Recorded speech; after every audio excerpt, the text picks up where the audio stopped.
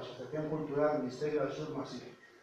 Nuestro propósito nosotros es el de divulgar y entreteneros desde una perspectiva muy diferente a la que habitualmente nos enseñan. El mundo del misterio, lo enigmático, lo mágico hasta nuestros días es algo así como tabú, algo que incluso nos llega a dar miedo, miedo a lo desconocido, y en esto consiste este ciclo de las conferencias, ya que el miedo es está provocado por gran parte del desconocimiento de estos temas. Este ciclo de conferencias comienza hoy con dos ponentes que son dos amigos, a los que agradecemos que nos ilustren con estos temas y que sea de manera totalmente altruista. Ahora, después mis compañeros María Angustias y Frank los presentarán a ellos más a fondo, y estas conferencias son un inicio que queremos que se convierta en una de las formas, una forma más de entreteneros y haceros pasar por lo menos una vez al mes con los temas relacionados con este mundo. Como algunos ya saben, nuestra andadura es ya de 5 años como asociación, haciendo conferencias y actividades como las jornadas de misterio, las rutas en las que acompañamos a Manuel Domínguez, y siempre con el mismo propósito, divulgar y aprender de todos aquellos que tienen algo que resulte interesante de mostrar. Queremos que la Asociación Cultural Misterio del Sur Masip hacer de Motril un lugar de referencia en el mundo del misterio, y gracias a vosotros que asistís a este tipo de eventos hemos conseguido que se hable de nosotros en ciudades como Madrid, Málaga, Almería, Barcelona, Cádiz, Sevilla, Soria y otras muchas que nos siguen a través de internet. Buena parte de esta divulgación hay que agradecérsela a divulgadores del misterio, que casi desde el principio nos siguen en nuestra andadura, grabando y colgando en internet los vídeos de las conferencias y de los conferenciantes que podemos traer a Motril. Agradecer al CEP, el Centro de Estudios Profesores, que nos ceda su salón de actos para realizar estas conferencias durante este año. Y sin más, comenzamos con la presentación de Óscar Fábregas por parte de María Angustias Barros. Muchas gracias y esperamos que disfrutéis de estas conferencias.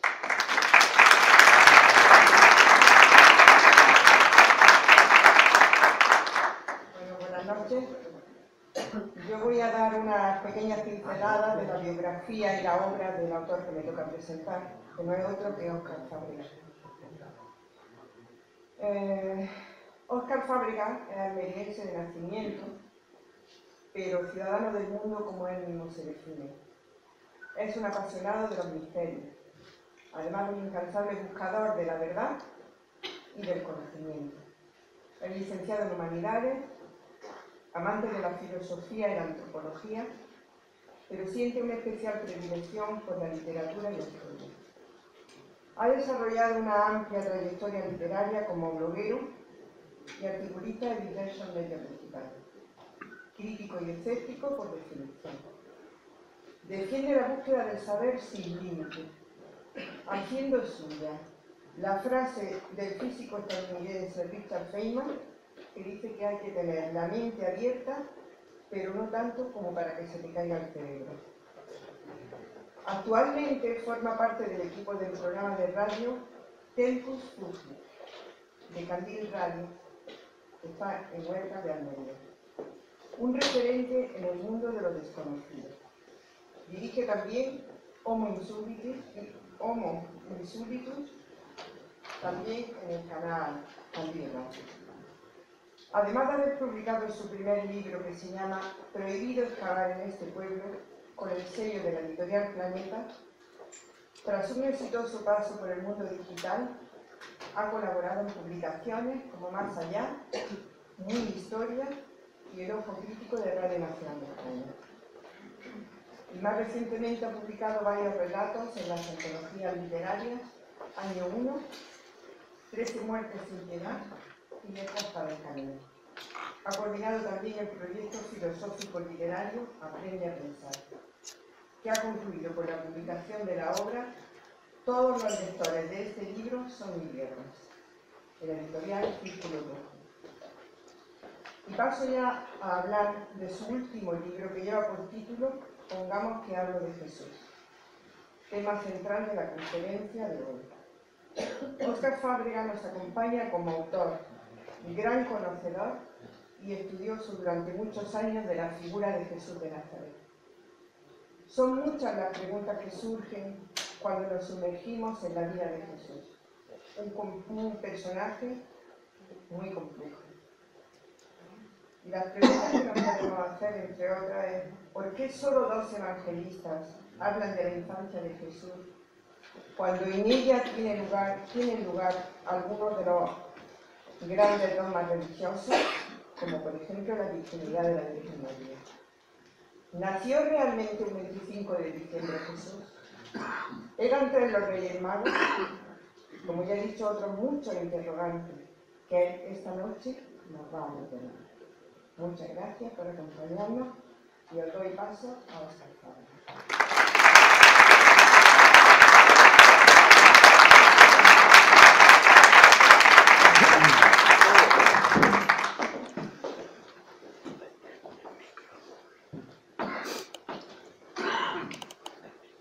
Buenas noches, ¿me escuchan? ¿Sí? ¿Bien? Luego todo un poco oscuro, pero bueno, mejor así se ven mejor las imágenes, ¿vale? Tú se ve que es pirata.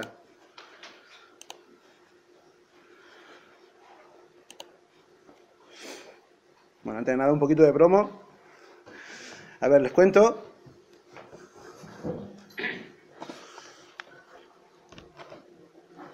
Esto va a ser una especie de presentación de un libro que aún no ha salido, sale dentro de un mes y medio, que va a ser este, pongamos que hablo de Jesús. Mi segundo libro, el primero sobre Jesús, centrado en profundidad en el personaje de Jesús. Y antes de nada, a mí me gusta mucho, sí, me gusta empezar, siempre hablar de un tema tan complicado como este, pidiendo disculpas de antemano, porque no sé si serán ustedes creyentes o no serán cristianos. Lo siento, pero igual alguna que otra cosa de las que hablemos esta noche aquí puede ser que ofenda a alguien, ¿no? Desde el punto de vista de sus creencias. Yo soy un ferviente defensor de que hay que respetar las creencias, hay que respetar a los creyentes, pero las creencias, como cualquier otro tipo de actividad humana, deben estar sometidas al ejercicio de la crítica, especialmente al ejercicio de la crítica histórica. Es decir, como creyentes, todo el mundo tiene derecho a creer lo que quiera y tiene que ser respetado por eso, incluso los que no creen, por supuesto, pero su creencia sí debe estar sometida a la crítica y especialmente a eso, para saber de verdad en cómo surgieron ese tipo de creaciones humanas, ¿no? A mí me interesan mucho las religiones, especialmente me interesa la nuestra, el cristianismo, aunque yo no me considero creyente, porque es la que todos más o menos nos hemos criado. Y es curioso porque muchas veces cuando se habla de esto la gente dice, bueno, ¿pero qué escribir un libro de Jesús y no tienes valor de escribir un libro sobre Mahoma, por ejemplo, ¿no? Hombre, por un lado porque está la cosa delicada, como escribir un libro sobre Mahoma, pero aparte de eso porque es un personaje muchísimo más interesante, pero con diferencia. Sobre todo interesante por una cosa que le voy a explicar a continuación. No va a ser esta charla no quiero que sea una cosa demasiado académica, ni demasiado coñazo, con perdón. Yo soy muy mal hablado, como van a comprobar rápidamente. No quiero que sea una cosa académica, ni una charla de una clase magistral, sino que sea más bien una conversación sobre hasta qué punto se ha llegado a exagerar la idea del personaje de Jesús y hasta qué punto se han llegado a proponer teorías e ideas disparatadas sobre quién fue y sobre qué hizo, ¿no?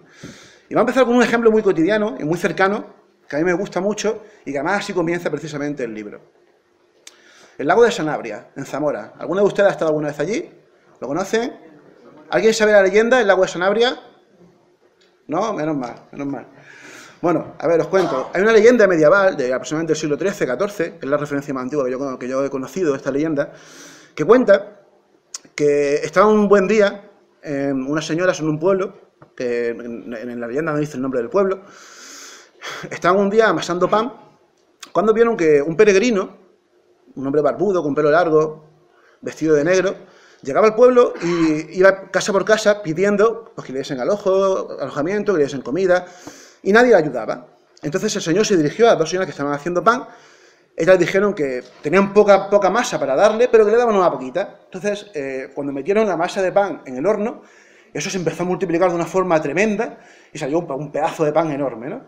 Las señoras, encantadas, se quedaron un poco patifusas ante aquello, le dieron las gracias al señor, y el señor en ese momento dijo, ustedes se van a librar, pero este pueblo se va a hundir en las profundidades. Cogió su callao, lo clavó y empezó a brotar agua de ahí. Y Supuestamente esa es la leyenda de la formación de este lago, el lago de Sanabria, que como ven en la foto de aquí abajo, se ve muy chiquitita, pero bueno, se ve ahí. Hay un trocito, una pequeña islita, que es, la leyenda dice que es justo el sitio en el que estaba el horno de pan, en el que estaban las señoras, que no se hundió por el lago. Esta es la leyenda, pero a mí lo que me interesa es, el personaje por supuesto se va a decir que era Jesús, según la leyenda del lago de Sanabria. Lo curioso es cómo las leyendas muchas veces se retroalimentan con cosas que son reales y cómo muchas veces pasan, como diría el amigo José Quijarro, pasan coincidencias imposibles de esas, ¿no? Serendipias, que le llama también Iker Jiménez. Miren esto. Esto es una noticia real que pasó el 9 de enero del año 59, cuando la presa de Vega de Tera, que está justo al lado del lago de Sanabria, reventó, provocó una catástrofe enorme con cerca de 160 muertos y arrasó con un pueblo que se llama Riba del Lago, que estaba, como dice su propio nombre, en la ribera del lago de Sanabria. Y todos los muertos acabaron precisamente en este lago. Es decir, de alguna forma, esa maldición que echó aquel peregrino, al final se acabó cumpliendo. ¿Qué es lo que pasa? Que esta leyenda, como casi todas las leyendas, tiene una base real, pero en este caso puntual resulta que es mentira. La leyenda es una manipulación, una versión, un remake, se podría decir, de otra historia, que también será mentira, por supuesto, pero que es anterior. Y es esto. ¿Conocen ustedes el Códice Calixtino? ¿Recuerdan hace unos años que un señor, no recuerdo exactamente en qué trabajaba, lo robó de la Catedral de Santiago, ¿no?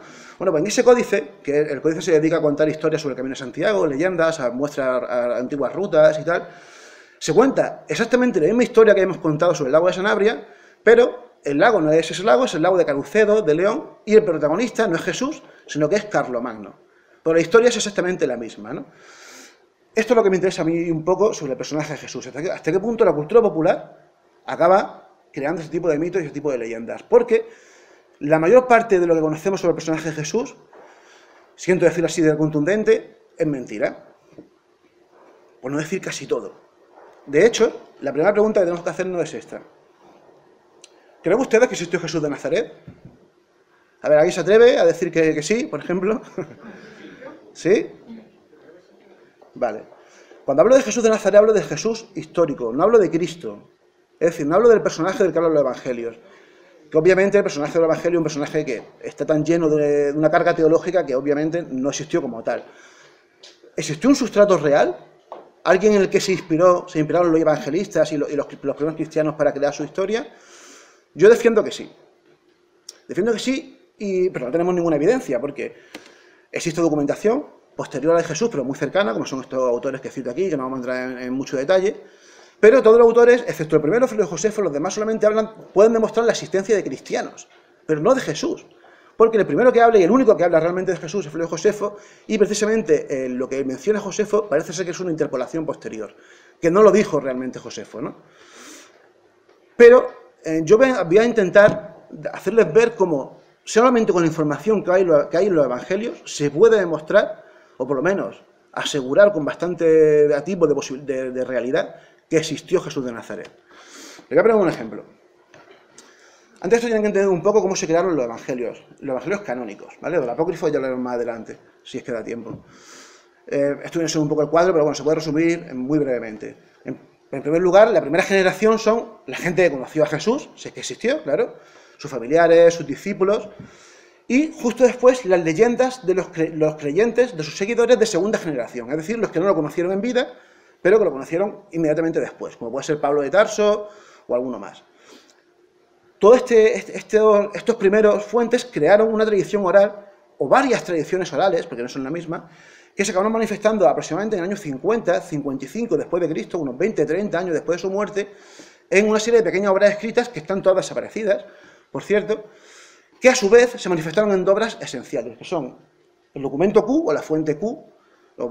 Lo correcto sería decir Q, porque Q significa Quell en alemán, que significa fuente, o sea, sería decir la fuente. Sería un poco absurdo, pero bueno, para que lo entendamos. Q y el Evangelio de Marcos, que sería el Evangelio primigenio.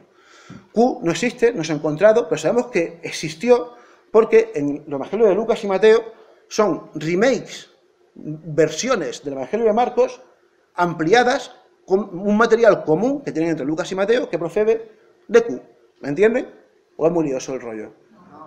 No, entonces, bueno, la historia está en que hay una jerarquía que son Q y Marcos, y después Lucas y Mateo. Y luego está Juan, el Evangelio de Juan, que es el más tardío, del que hay una gran controversia, porque unos defienden que procede de una tradición primigenia, que no tiene contacto con ninguno de los demás evangelistas, pero otros defienden que no, que es una especie de pastiche posterior con una carga teológica mucho más fuerte y que conocía a los otros evangelistas. Lo dejamos aparte porque no hay una gran controversia en torno a esto.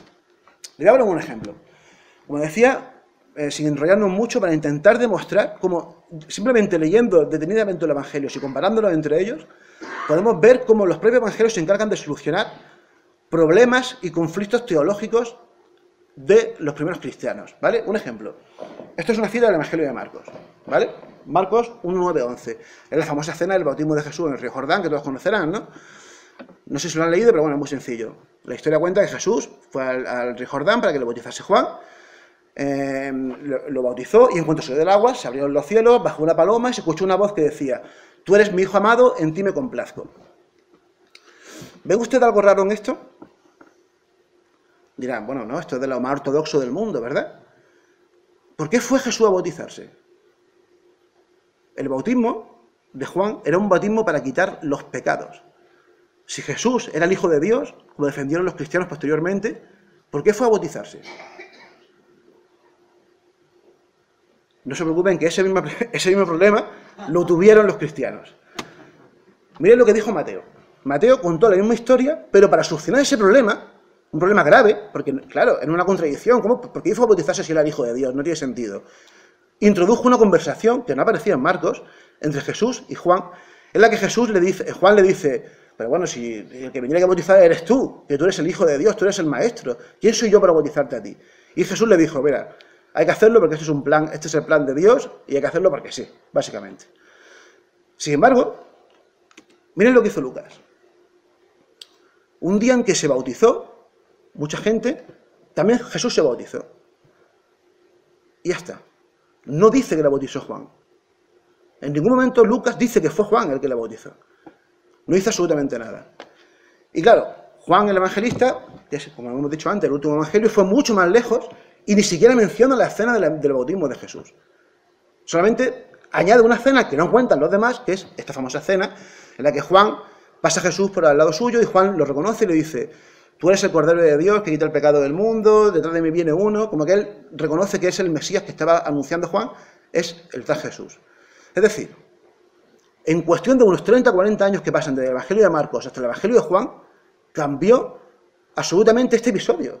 Son 4 versiones distintas de una misma historia que cambiaron para solucionar problemas teológicos, problemas que los propios cristianos tenían con su propia creencia.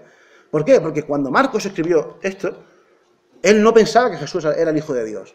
Él pensaba que Jesús era el Mesías, era un profeta, ¿vale? Por eso Marcos en su Evangelio no dice nada del nacimiento virginal de Jesús, ni nada apenas de su infancia. Sin embargo, estos dos, Mateo y Lucas, sí entran en profundidad en eso. ¿Han entendido un poco a dónde quiero ir? Otro ejemplo muy cortito. Esto es una cita de Marcos en la que dice, está hablando del inminente fin del mundo, porque según Marcos y según Jesús, estaba convencido de que el fin del mundo iba a llegar ya, ¿vale? Entonces hay un momento en que le pregunta a uno de los apóstoles cuándo va a pasar eso, y entonces dice Jesús: en cuanto al día y la hora, nadie sabe nada, ni los ángeles del cielo, ni el Hijo, sino el Padre. ¿Entienden ustedes cuál es el conflicto teológico que hay aquí? Pues viene a ser un poco el mismo que hablábamos antes. Posteriormente a Marcos, los cristianos ya tenían la plena convicción de que Jesús era no solamente el Hijo de Dios, sino Dios en sí. Ya saben la historia de la Trinidad, ¿no? Sin embargo, en Marcos eso aún no pasaba. Por eso no tiene sentido que diga que el fin del mundo no lo conoce ni siquiera el Hijo. ¿Cómo que no? Si el Hijo también es Dios, debe conocerlo. Algo falla. Bueno, ¿cómo lo solucionaron los evangelistas? Mateo simplemente cortó ese trocito del Hijo y Lucas y Juan quitaron el versículo entero. Les invito de verdad a que hagan esta comparación entre los evangelios y se van a sorprender de la cantidad de veces que pasa esto.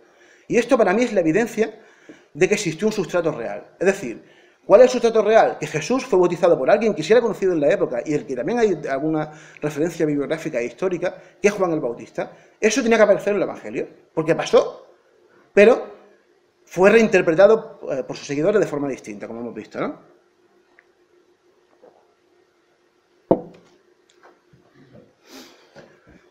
Bueno, Ahora ya vamos a quitar un poco de densidad al tema, porque yo creo que igual nos hemos puesto demasiado tenso así de primeras. Y en vez de hablar, si todos sabemos que la leyenda cristiana, la tradición cristiana dice que Jesús nació de una mujer que fue virgen, y que además fue virgen siempre, como luego hablaremos, ¿no? Pero, ¿saben ustedes que también la Virgen María tuvo un nacimiento milagroso? ¿Conocen ustedes la historia de la Virgen María?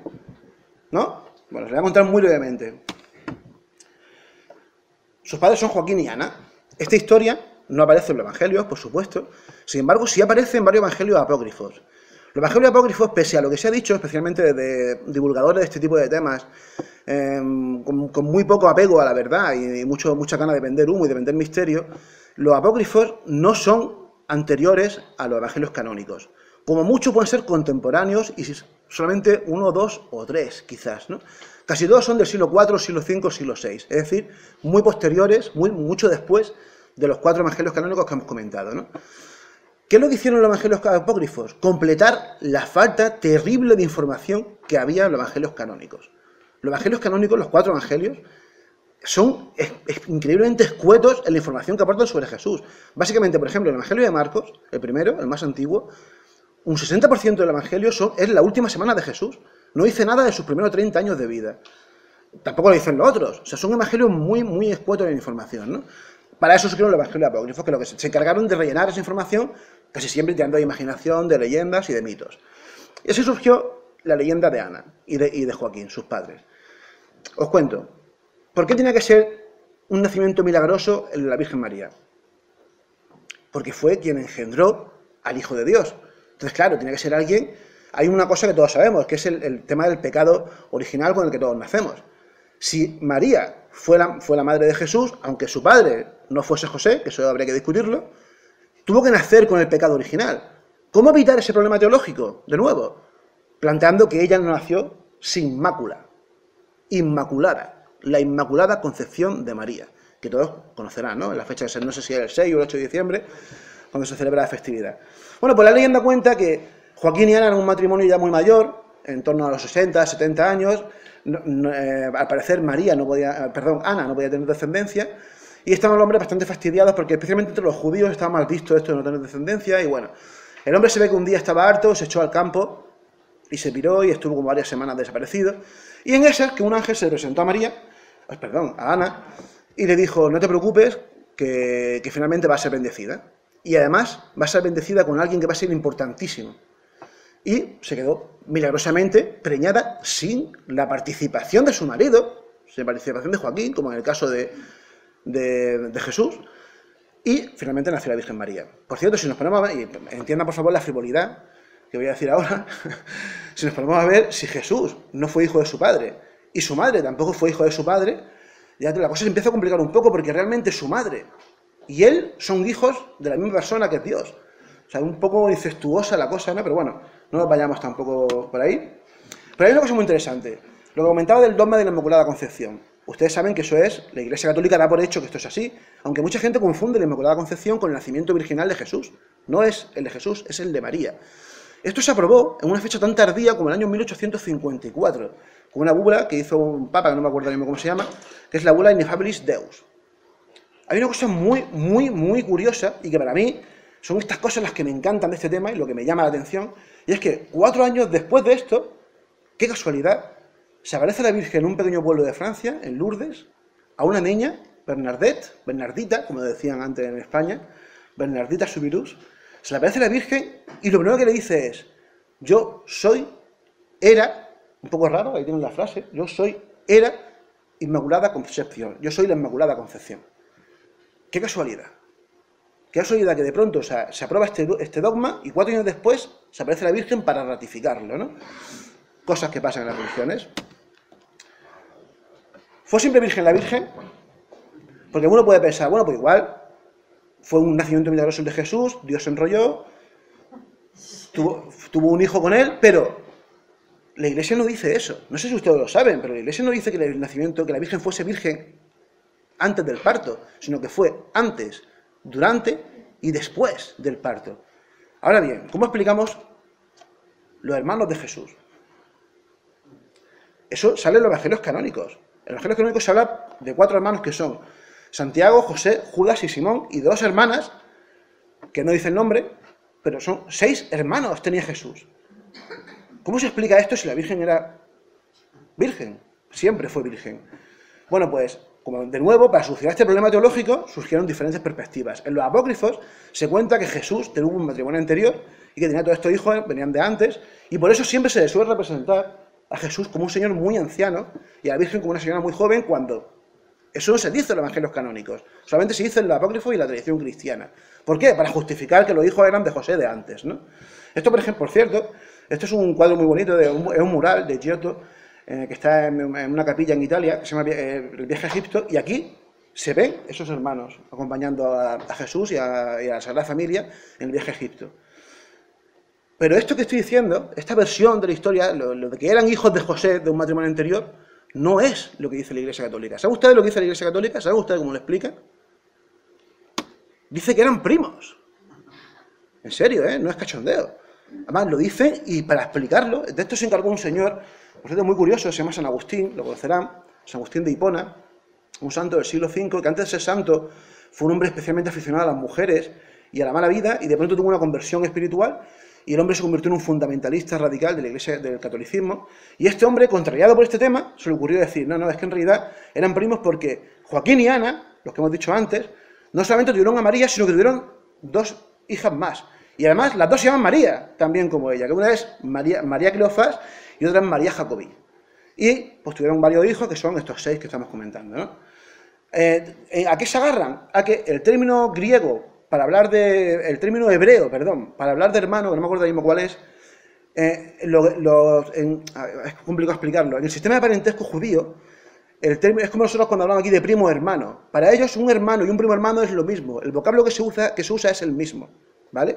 Porque para ellos es lo mismo. Es, por ejemplo, para los gitanos es también así. Le dan mucha importancia a la relación con los primos. Son muy cercanos, son casi hermanos, ¿vale? El término hebreo es el mismo. Sin embargo, la Iglesia defiende que el término, cuando se transcribió los evangelios desde el hebreo al griego, se equivocaron, se liaron los traductores y se equivocaron con esto, pero es mentira. Porque los evangelios no se escribieron en hebreo, sino que se escribieron directamente en griego, y el término que usan los evangelios es indudable, que es adelphos, que significa hermano. De hecho, hay un término griego para primo que es anepsios, que es parecido, pero que no. Cosas de la Iglesia.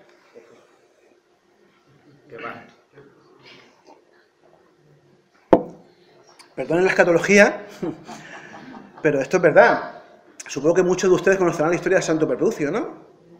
¿No conocen la historia de Santo Prepucio? Bueno, Jesús era judío, como ya hemos comentado, y los judíos tienen, desde Abraham, una norma básica de su fe, es que al 8º día del nacimiento tienen que hacerle la circuncisión, que consiste simplemente, bueno, no vamos a entrar en detalle, ¿no? Yo creo que saben ustedes a lo que me refiero, ¿no? Bueno, pues, los evangelios dicen claramente, lo dice solamente Lucas, pero bueno, lo dicen, que Jesús, 8 días después de su nacimiento, fue circuncidado. Ahora bien, esto por ejemplo es un cuadro muy bonito que muestra esto. Hay unos, yo le invito a ustedes a que por favor busquen en Google circuncisión de Jesús y vean algunos de los cuadros, porque hay algunos que son tremendamente explícitos y violentos y además desagradables, especialmente para los varones. Pero bueno, les voy a contar 2 leyendas surrealistas y curiosísimas relacionadas con esto del prepucio, que no tienen desperdicio.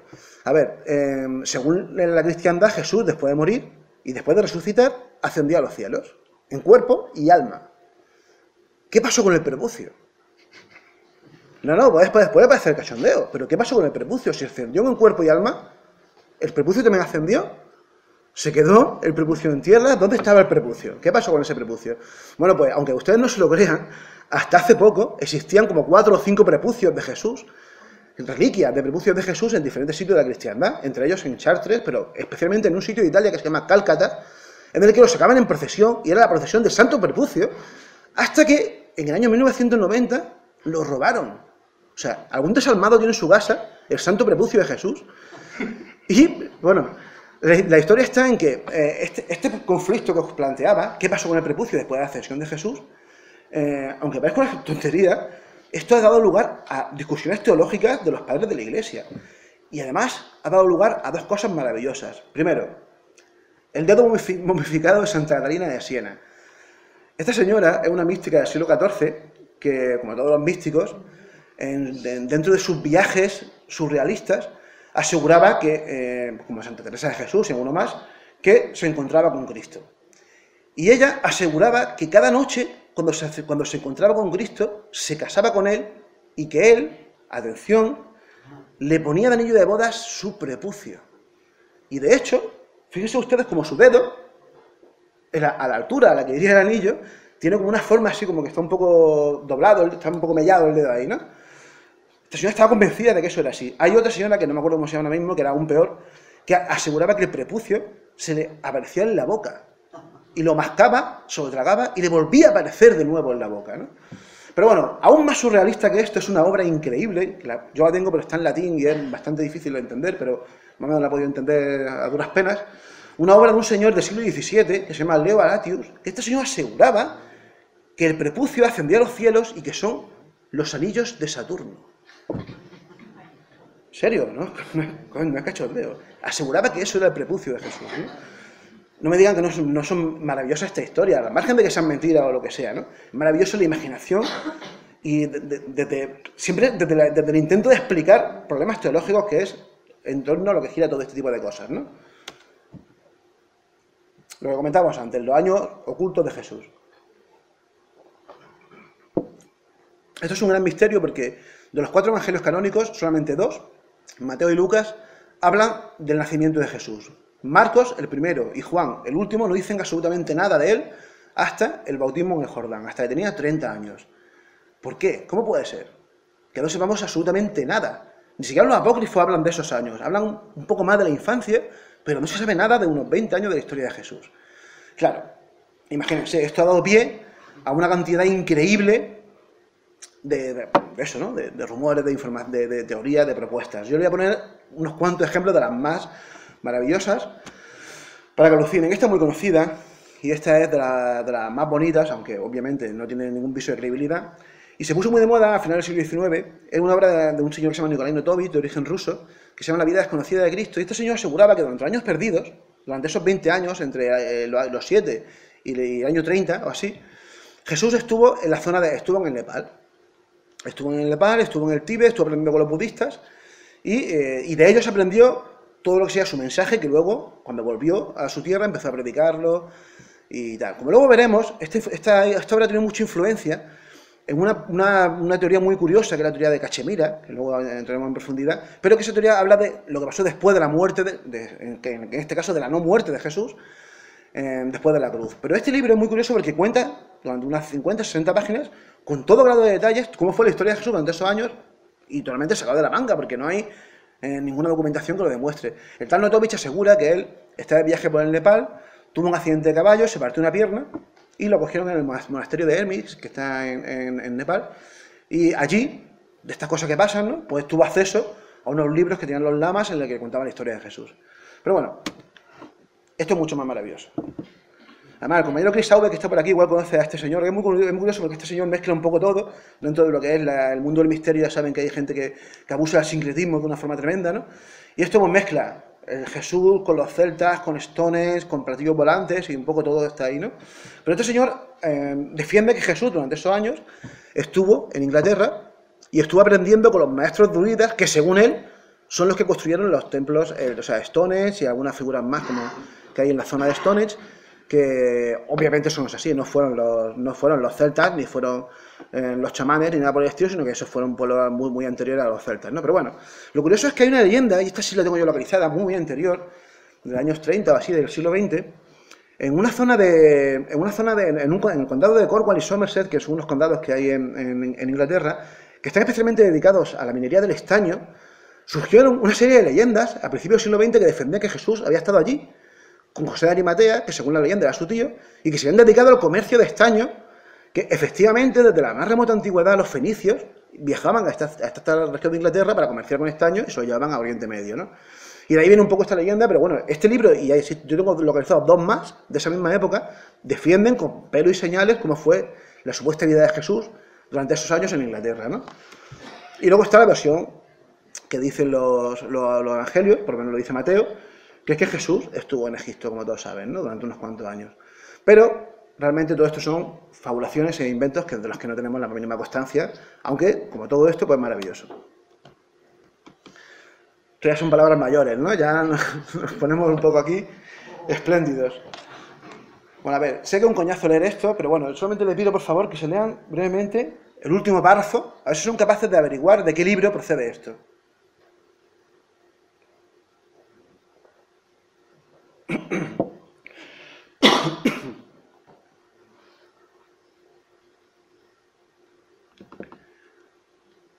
¿Ya? Bastante denso, ¿eh? Bueno, así a priori, muchos podrían decir que procede de Caballo de Troya, la maravillosa novela de J.J. Benítez, pero no, aunque en parte sí, porque Benítez, que se aprovechó bastante de este otro libro, el libro de Urantia, un clásico, para todos los que nos interesa el tema de la ufología y el tema de Jesús, porque es en la mezcla perfecta de ambos temas, un libro supuestamente revelado a un señor de Michigan, anónimo, que causó conmoción en su momento y que plantea una hipótesis absolutamente delirante, en la que Jesús básicamente viene a ser la encarnación de un tal Micael, que era el aspirante, un hijo de Dios, aspirante a gobernar su universo, nuestro universo, que se llama Nevatón, Urantia, por cierto, el libro Urantia se llama así porque Urantia es nuestro planeta, es la Tierra. Y Jesús simplemente, pues eso, es un extraterrestre que viene aquí porque tiene que ganarse, como quien dice, el poder, el control de su universo, que era Nevatón. Es muchísimo más complicado y es de una densidad tremenda, ¿no? Pero lo curioso es que esto, aunque el libro Urantia es del año 55, ¿cuándo pasó esto? Y además esto lo puede ilustrar Caravaca, nuestro compañero que está aquí. Pasó justo en el pleno boom del fenómeno OVNI en Estados Unidos. Es decir, muchas veces las nuevas posturas religiosas, los nuevos movimientos religiosos tienen que ver con el contexto del momento, siempre tienen que ver con el contexto del momento, y muchas veces utilizan el contexto del momento para producir nuevas teorías. Y en pleno boom del fenómeno OVNI, de pronto aparece este libro, delirante, que son 2000 páginas absolutamente maravillosas, en las que cuentan las últimas 700 páginas del libro, cuentan hasta un grado de detalle impresionante. ¿Ha leído Caballo de Troya? Pues ese grado de detalle con el que trabaja J.J. Benítez es el grado de densidad que tiene el libro Urantia al hablar de Jesús. No al hablar de sus cosmogonías y de sus miles de planetas habitados y todo eso, que es otra historia, pero al hablar de Jesús es increíble, de verdad, la imaginación que le echaron para escribir este libro, ¿no? Que ha tenido una influencia posterior enorme, ¿no? Pero hay muchos más libros. Como ustedes sabrán, existe la teoría esta de los alienígenas ancestrales, que defienden que todos los dioses fueron extraterrestres, y por supuesto, se ha intentado relacionar a Jesús con esa teoría. Y el libro más antiguo que yo he localizado, imagino que habrá algo anterior, es este, teniendo en cuenta, por supuesto, Urantia. En este libro se afirma realmente esto y se dice, por ejemplo, claro, se explican todos los fenómenos sobrenaturales relacionados con Jesús, pues se explican de la perspectiva extraterrestre.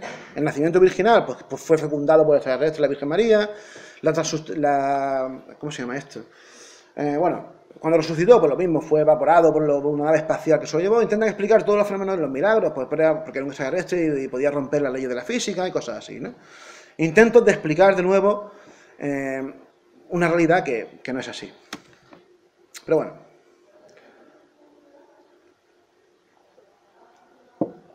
¿Alguna vez no he escuchado hablar de Sara? De la hija de Jesús que se llamaba Sara.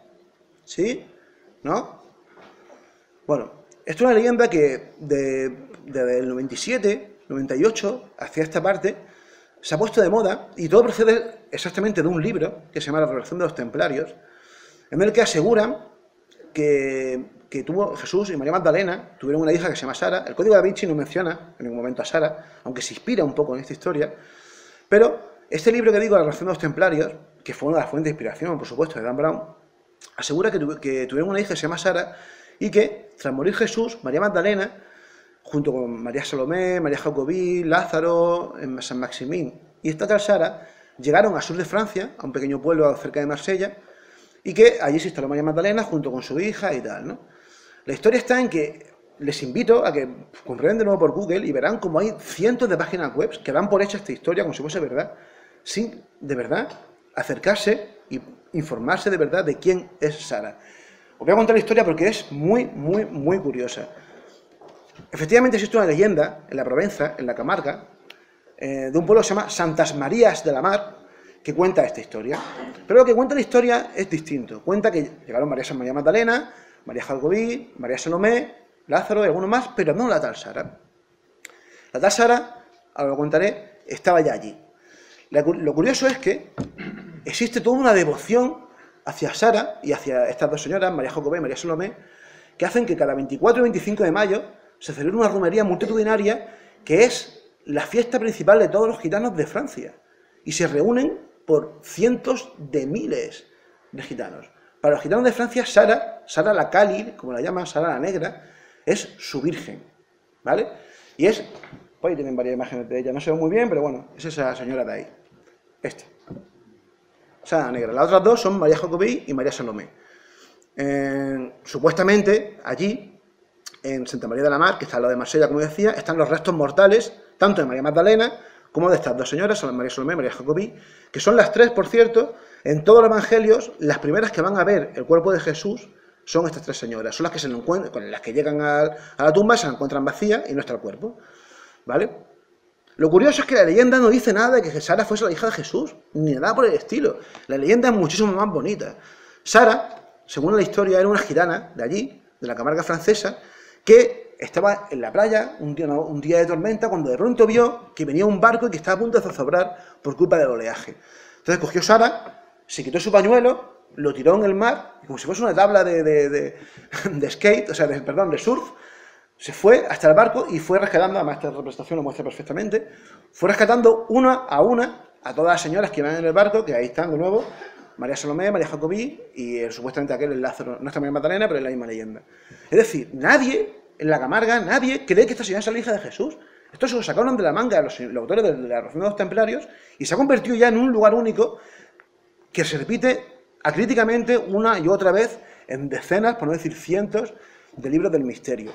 Y eso es uno de los grandes fallos del mundo del misterio, precisamente es este, ¿no? La capacidad de no acudir, la incapacidad de acudir a las fuentes primigenias para ver de verdad si lo que cuentan las leyendas son verdad o no, ¿no? Bueno, ya queda poquito. Creo que nos está poniendo muy coñazo o va la cosa bien. ¿Bien? Bueno, a ver, ¿cómo era Jesús? Esto es otra pregunta que tiene WhatsApp, ¿eh? Físicamente. ¿Sí?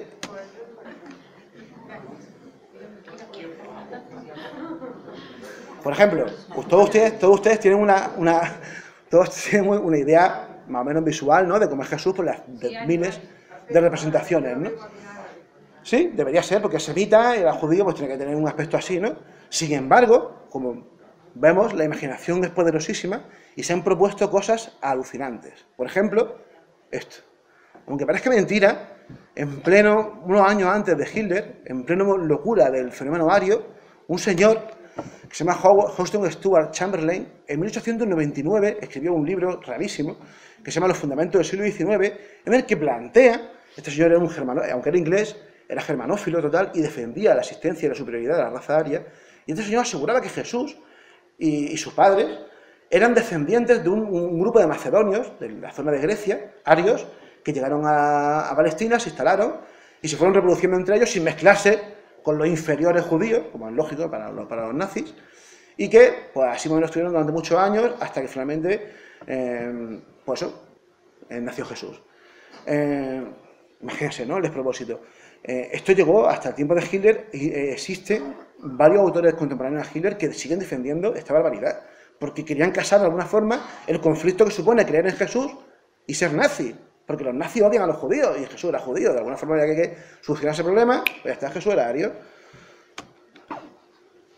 Seguro que esto lo han escuchado alguna vez también, que Jesús era negro, ¿verdad? Es prácticamente igual de disparatado que lo otro. Y, de hecho, en África existe un movimiento actual muy fuerte que defiende este rollo, como demuestra, por ejemplo, este cuadro, un cuadro precioso, por otro lado, pero como demuestra otra cosa que veremos dentro de un ratito. Pero antes de esto, como decía, igual que en la época de los nazis se intentó legitimar que Jesús no podía ser judío para que encajase con el contexto del momento, en los años 60 en Estados Unidos, años 50-60 en Estados Unidos, dentro del boom y dentro del movimiento de liberación y de lucha por los derechos sociales de los negros norteamericanos, surgió este libro maravilloso que se llama The Black Messiah, el Mesías negro, de un líder del movimiento negro que se llama Albert B. Giegel, que defendía pues, básicamente lo mismo que el otro de los nazis, pero así, que Jesús procedía de un linaje de gente que venía del sur de África, de la zona de Etiopía, incluso más al sur, de Egipto y Etiopía, que se mezclaron con los semitas, pero que ellos, afortunadamente, se permanecieron puros, y Jesús, obviamente, era negro. para esta gente. Si se dan cuenta, lo que pone aquí abajo, la iglesia que fundó este señor se llama United Church of Christ, Iglesia Unificada de la Sábana de Cristo y la Virgen Negra. Porque este señor intentaba explicar la historia de las vírgenes negras, que es una historia que no vamos a hablar hoy aquí, pero que tiene mucha guasa también. Era una evidencia para él de que Jesús había sido negro, ¿no? Y esto es lo que les comentaba de África. Esto es muy curioso.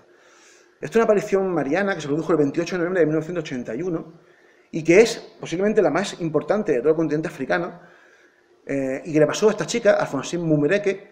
Esta chica aseguraba que había visto a la Virgen María, que le había comunicado que el fin del mundo era inminente. Obviamente se equivocó, pero la Virgen María era negra, según como la vio ella y como la describió. Y, de hecho, aquí tiene, no se ve muy bien, sí se ve bien, ¿no? Bueno, según una figurita de cómo la Virgen, y la representan como una Virgen no demasiado negra, pero sí. De nuevo, para que vean que este punto, y no estoy diciendo que esta chavala mintiese, por Dios me libre, pero seguramente ella lo que vio, como diría por la teoría de Caravaca, lo que ella vio es lo que quería ver. Ella vio a la Virgen Negra porque quería ver a esa Virgen Negra. No voy a entrar en más detalles sobre el tema mariano, es muy complicado, pero no me digan que no es curioso, ¿no? Por supuesto, no sabemos cómo es Cristo, aunque se ha manifestado en un montón de ocasiones de las formas más diversas, como pueden ver aquí, ¿no? Desde la corteza de un árbol, a la cáscara de un plátano, a una radiografía, la radiografía es maravillosa, no me lo negarán, a un calcetín usado, que es el de la izquierda, una madera, o el desplome de un monte en Colombia, que es este de aquí abajo a la derecha. Hay cientos de versiones más de esto, y gente que cada 2 por 3 asegura, ustedes habrán escuchado alguna vez esto, seguro, ¿no?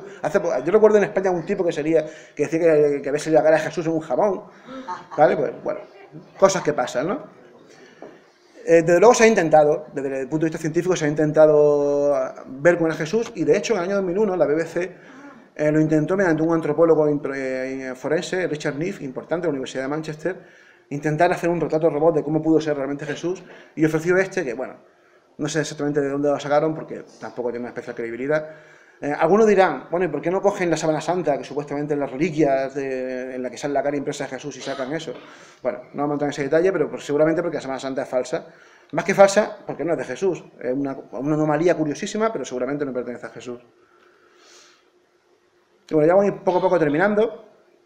¿Dónde está enterrado Jesús? Ustedes dirán, pues si no he dicho antes que ha ascendido conjunto con el santo prepucio a los cielos. Bueno, sí, pero fue enterrado brevemente durante un tiempecillo, ¿no? Ya saben ustedes, la cristiandad defiende que fue enterrado aquí, en el Santo Sepulcro, que está en Jerusalén, cosa que es de las cosas más absurdas que se han dicho nunca, porque no sé si ustedes saben cómo es la historia de cómo se descubrió este lugar, pero es absolutamente surrealista, y las cuento muy brevemente, ¿vale? Helena de Constantinopla, que era la madre de Constantino, del emperador Constantino, en el siglo IV, fue para allá precisamente en busca del lugar donde encontrar las reliquias de Jesús, la cruz y demás reliquias de su pasión, y gracias a un señor de allí que le indicó, pues fueron a un monte que según era el monte del Gólgota, empezaron a excavar, se encontraron las 3 cruces, las reliquias de los Reyes Magos, la corona de espinas, la esponja con la que le dieron vinagre, la punta de la lanza y alguna cosa, y varios clavos de Jesús, es decir, todo un gallardo arqueológico alucinante que, por cierto, Santa Elena es la patrona de los arqueólogos, esto se ha dicho. Obviamente eso es mentira, y los miles de restos que hay de la Vera Cruz por todo el mundo proceden de esta leyenda, de la que no tiene ni pie ni cabeza, porque además ni siquiera los que la han explicado, que son Eusebio de Cesarea y algún biógrafo más de Santa Elena, se ponen de acuerdo en contar esta leyenda. O sea, pero bueno, la tradición cristiana defiende que está enterrado ahí, justo en la lápida, en el sirio de abajo que ustedes ven, eso es el Santo Sepulcro de Jerusalén. Y le voy a contar una leyenda muy curiosa, no sé si ustedes sabrán que existen distintos tipos de cristianos. Están los buenos, como diría el Lava Galán, que somos nosotros, los católicos, pero luego están las diferentes versiones ortodoxas, los ortodoxos griegos, los armenios, bueno, varios, ¿no? Esto es la puerta, el Santo Sepulcro por fuera. Fíjense ustedes en el detalle que hay en la foto de la iglesia, en la foto de la derecha, en la ventana de la derecha. ¿Ven ustedes una pequeña escalera ahí? Bueno, esa escalera lleva ahí desde el año 1734, sin que nadie la mueva. ¿Por qué? Porque el Santo Sepulcro, aunque la mayor parte del Santo Sepulcro pertenece a los franciscanos, que son católicos romanos, está dividido entre 4 o 5 más ortodoxas cristianas. Y luego hay los pasillos y alguna cosa más, entre los que está en la tumba de Jesús supuestamente, son lugares comunes junto con la fachada. Pero a ser lugares comunes nadie le puede meter mano a eso, nadie puede tocar. De hecho, ha habido peleas multitudinarias, y lo pueden consultar en la prensa, porque De hecho, yo recuerdo una que pasó en el año 2004, simplemente hubo una pelea porque un señor de un ortodoxo armenio movió una silla y la sombra de la silla entró dentro de un trozo de los ortodoxos griegos y se liaron a hostias, pero se liaron que hubo como 20 y pico detenidos y todo, ¿no? Bueno, pues, ese es alguien, cuando decidieron este status quo de repartirse el Santo Sepulcro, fue justo ese año, el año 1734, y alguien se olvidó quitar de ahí esa silla, y desde entonces no la han vuelto a tocar, o sea, perdón, esa silla, esa escalera, no la han vuelto a tocar porque sería romper ese status quo que hay vigente, y ahí sigue y ahí seguirá por los restos. A partir de ahora, cuando vean una foto del Santo Sepulcro, fíjense, y verán como siempre está la silla ahí. Bueno, y ya siguiendo un poco lo que comentábamos antes de la hipótesis de Cachemira, no sé si ustedes la conocen, la hipótesis de Cachemira, ¿saben algo de esto? Bueno, todo esto procede del gran Faber-Kaiser, Andreas Faber-Kaiser, que en el año 76 escribió un libro maravilloso, aunque, y mire que le tengo admiración a este señor, porque me parece uno de los grandes del mundo del misterio, pero aquí creo que él se equivocó, sobre todo porque le engañaron con las fuentes, y él escribió un libro maravilloso, pero absolutamente equivocado, porque las fuentes de las que precede el libro son totalmente falsas y tendenciosas.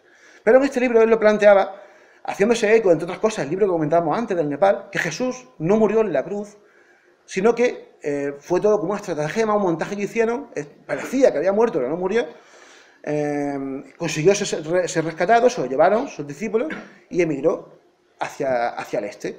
Y llegó y se fue a la zona de Nepal porque ya había estado ahí durante años perdidos, defiende Faber-Kaiser, y allí, hasta que llegó finalmente, se estableció en Cachemira, donde se acabó casando, tuvo descendencia, estuvo predicando un tiempo y murió a los 106 años de edad.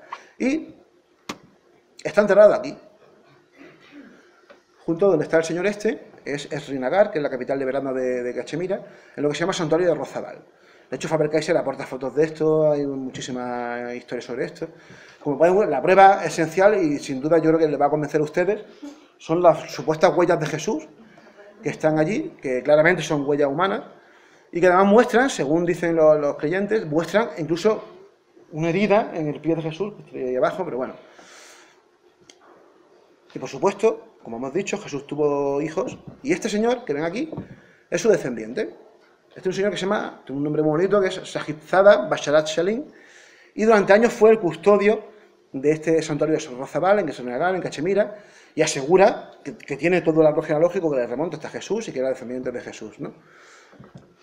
Por supuesto, esto no tiene ningún sentido, y aunque no vamos a entendernos mucho en esto, ya cuando salga mi libro, si a ustedes les apetece profundizar, lo podrán comprobar. Todo esto procede de una secta islámica que se llama la Iglesia Madaya, que procede de un señor que se llama Mirza Ghulam, que era un tipo que a finales del siglo XIX quería unificar el cristianismo, el judaísmo y el islam, y aseguró que él era la segunda venida de Jesús, el Mahdi prometido de los musulmanes y el Mesías de los judíos, todo en uno. Y él fue, en un libro que se llama Jesús en la India, él fue el primero que defendió esta idea de Cachemira, que es absolutamente ficticia, ¿no? Pero hay más. Esto es Japón. La tumba de Cristo en Japón. Esto puede parecer también cachondeo, pero esto es una valla de una carretera de Japón en la que se publicita esto. ¿Murió Jesús en Japón? Pues vamos. Básicamente la historia es la misma que hemos dicho de Cachemira, pero en Japón. Lo mismo. Jesús después de la cruz no murió, se lo llevaron para allá, se fue con su hermano, con Santiago, y se cambió el nombre, se pasó a llamarse Daitenku Taro Jurai, y allí estuvo durante los últimos años de su vida, hasta que finalmente pues acabó falleciendo y tal. ¿Cómo sabemos esto? Pues porque en los años 30 aparecieron unos panfletos muy curiosos, son los documentos Takenouchi, que también tiene que ver con extraterrestres, y no vamos a entrar en esto porque ya sería alargando excesivamente, y que vienen a ser por lo mismo que están los de Cachemira, ¿no? De pronto alguien encuentra unos documentos que cuentan esta historia, que Jesús había estado allí, que tiene también descendencia, y esa descendencia, por supuesto, como no iba a ser menos, llega hasta el día de hoy, hasta un señor que precisamente es el propietario de estos terrenos, donde están las tumbas de Jesús, que por cierto se ha convertido en todo un centro turístico acojonante, que tiene como cerca de 500.000 visitas al año, y que estaría muy bien visitar algún día, y que incluso tiene su propio museo, que es el Museo de Cristo en Shingo, en el que se pueden ver ese testamento y se puede estudiar un poco esta historia, ¿no? Obviamente esto es fantasía pura, pero bueno, por cierto, este señor que tengo usted aquí, con claros rasgos semitas, es el supuesto descendiente de Jesús, Sajiro Sawaguchi, que es, como decía, el propietario de esa finca de allí, ¿no? Y bueno, ya está, yo creo que me he pasado un poco, igual me he excedido demasiado. Espero que no haya sido demasiado ofensivo nada de lo que hayamos dicho. Y si os parece, para terminar, este cachito de la vida de Brian. Muchas gracias.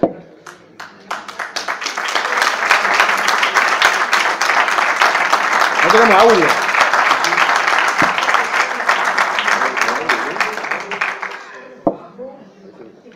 Y si tiene alguna pregunta, alguna cosita, algo que decir, alguna piedra que tirar, algún tomate. ¿Sí? A ver, perdón, de la tumba del jardín. Vale, vamos a ver. Sí. Sí. Claro. Claro, el problema está en que, como hemos dicho, el Santo Sepulcro de Jerusalén tiene varias congregaciones cristianas, pero no están los protestantes, ni los calvinistas, ni los luteranos, que consideran que Cristo no llegó, que no estuvo enterrado en el Santo Sepulcro, no reconocen la historia de Santa Elena. Entonces, en los años 20-30, se descubrió esa tumba, que es la tumba del jardín famosa, que la verdad es que parece bastante probable porque sí encaja con esto, porque está justo enfrente de un monte que parece una calavera, que es lo que significa Gólgota en hebreo, y a día de hoy hay un movimiento muy fuerte de los protestantes y los luteranos defendiendo que esa sea la auténtica tumba de Jesús, ¿no? Pero, ¿cómo? Exacto, y eso también es lo que iba a decir, también es la única porque, claro, el Gólgota, según la propia descripción de los evangelios, está fuera de la muralla de Jerusalén, sin embargo el Gólgota actual, el Santo Sepulcro, no lo está, ni lo estaba en su momento, sin embargo la tumba del jardín sí estaría. Pero bueno, tampoco hay un consenso, tampoco, ya saben, es una zona, un punto caliente a nivel de, pues eso, el terrorismo y tal, entonces no se puede estudiar como debería. Y por supuesto, en la tumba del jardín han construido un montón de veces encima y tal, pero bueno, es muy interesante porque de hecho se han llegado a descubrir osarios del siglo I al lado de la tumba del jardín y bueno, es una posibilidad sugerente, al menos. Bueno, ¿alguna cosita más? ¿Nada? Bueno, venga, pues muchas gracias y ahora pasamos con el compañero Caravaca. Muchas gracias.